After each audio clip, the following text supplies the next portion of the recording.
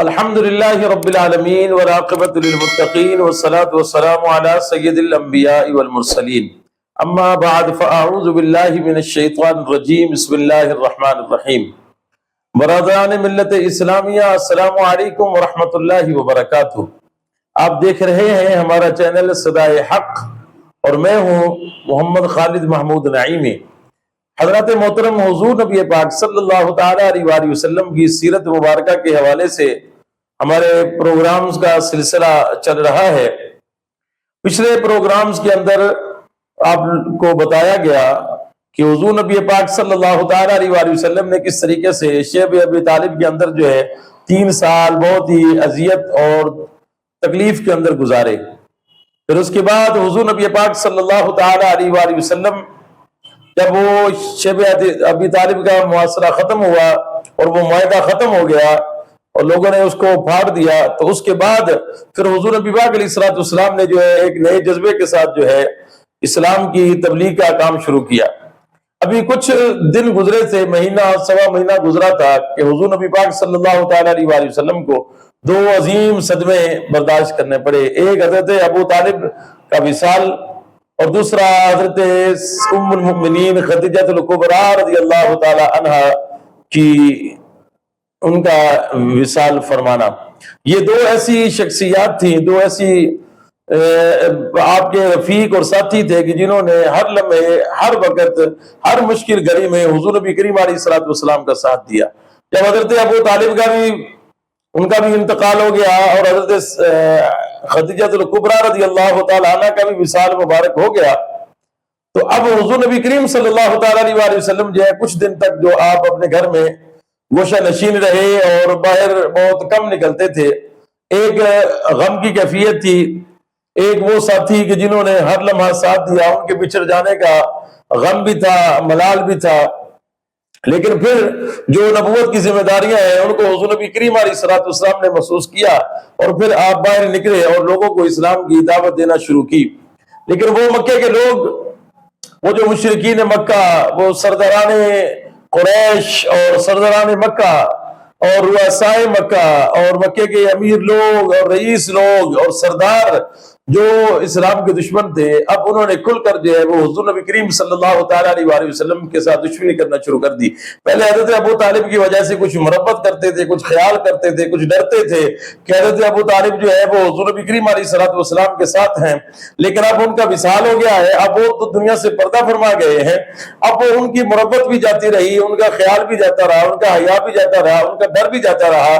اب مشرکین مکہ نے جو ہے اور سرداران قریش نے جو ہے وہ کھل کر جو ہے حضور نبی کریم صلی اللہ تعالیٰ علیہ وآلہ وسلم کو ستانا شروع کر دیا۔ کوئی ایسا موقع نہیں تھا کہ جو ان کو میسر آتا اور وہ حضور نبی کریم علیہ السلام کو ستاتے یا تکلیف نہیں دیتے تھے۔ ایک مرتبہ تو حد ہوگی کہ حضور نبی کریم صلی اللہ تعالیٰ علیہ وآلہ وسلم باہر سے تشریف لا رہے تھے، اپنے گھر، اپنے کاشانہ نبوت کی طرف حضور تشریف لے جا رہے تھے کہ ایک شکی، ایک ظالم نے، بدبخت نے، بد نصیب نے کوڑا جو ہے، مٹی جو ہے وہ حضور نبی کریم صلی اللہ تعالیٰ علیہ وآلہ وسلم کے سر مبارک کے اوپر ڈال دی۔ آقا کریم صلی اللہ تعالیٰ علیہ وآلہ وسلم کی جو مبارک زلفیں تھی وہ ساری مٹی سے بھر گئی۔ حضور نبی کریم علیہ السلام کی داڑھی مبارک پر بھی مٹی لگ گئی، حضور علیہ السلام کے چہرہ مبارک پر بھی مٹی لگ گئی، اور حضور نبی کریم صلی اللہ تعالیٰ علیہ وآلہ وسلم جو ہے اسی حالت میں جو اپنے گھر تشریف لے گئے۔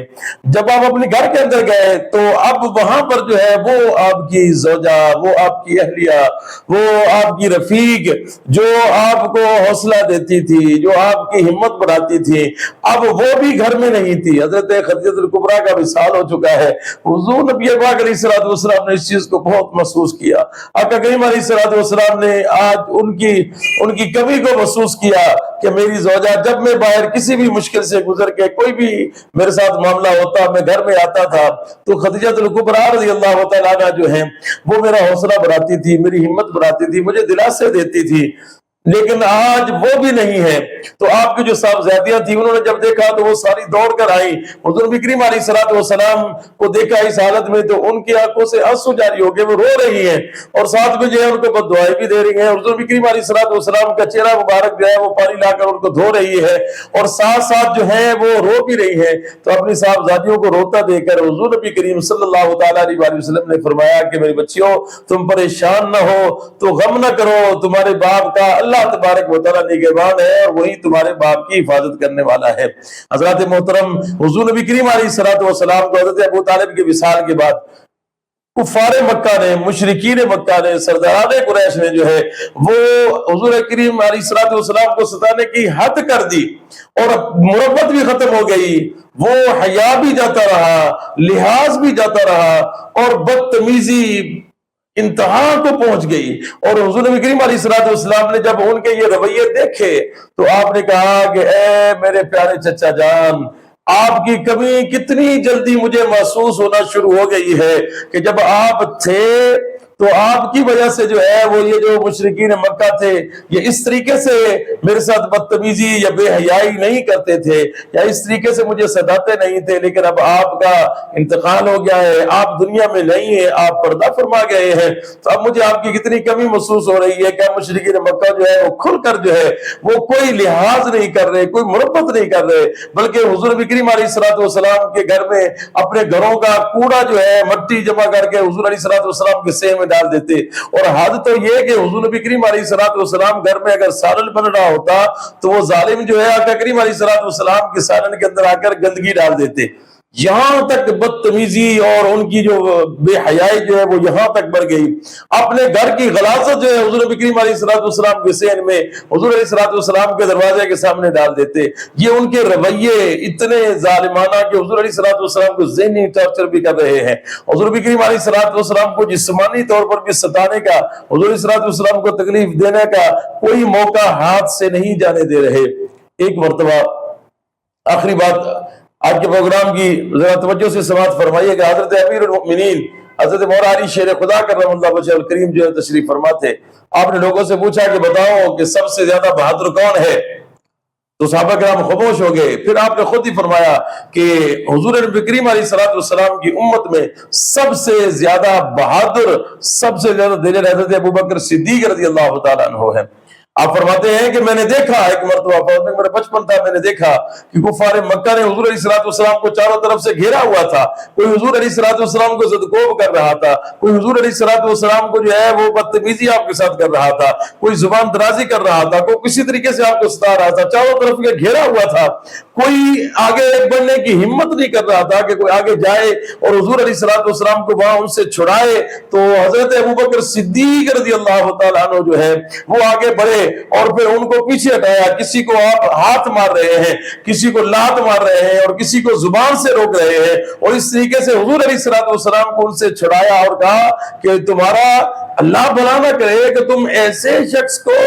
مار رہے ہو کہ جو یہ کہتا ہے کہ تم خدا وحدہ لا شریک کی عبادت کرو اور بتوں کی پوجا کرنا چھوڑ دو۔ اور پھر ساتھ ہی فرمایا حضرت علی شیر خدا کرم اللہ وجہ الکریم فرمایا کہ بتاؤ مجھے کہ حضرت موسیٰ علیہ السلام کی وہ جو بنی اسرائیل کے وہ جو مومن تھا